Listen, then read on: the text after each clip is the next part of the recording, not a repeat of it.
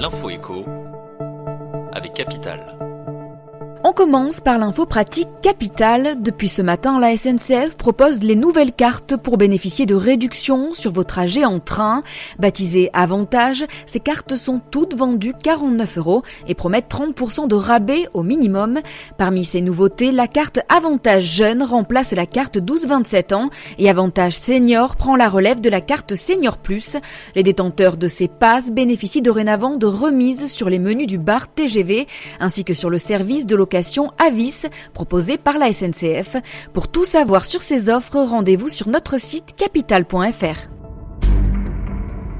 On passe au chiffre du jour. 40 €, c'est le montant prévu de la revalorisation de l'allocation aux adultes handicapés au 1er novembre prochain.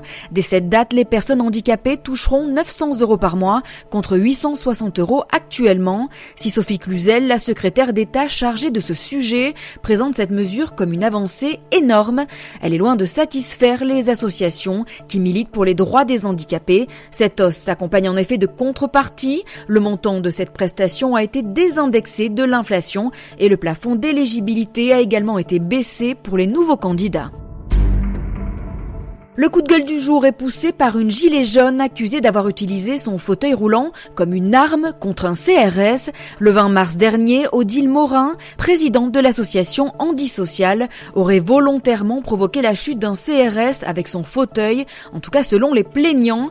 Contactée par Capital.fr, la manifestante conteste ces accusations et affirme avoir été gazée et aspergée par le camion à eau des forces de l'ordre. Blessée au pied, elle a décidé de contre-attaquer en déposant plainte pour violence volontaire en réunion et avec arme de personnes dépositaires de l'autorité publique.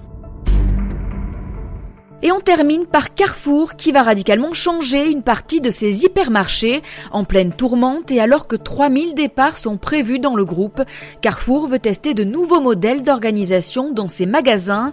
Près de 20% du parc d'hypermarchés de Carrefour en France vont être concernés par ces tests destinés à relancer l'activité. Le distributeur va tester 3 nouvelles typologies de magasins baptisées Next, Essentiel et Rebond. Des expérimentations ont déjà commencé et au total, ce sont donc plus de 40 hypermarchés qui seront impactés par un changement de management ou d'organisation, soit près d'un 5e du parc français de l'enseigne.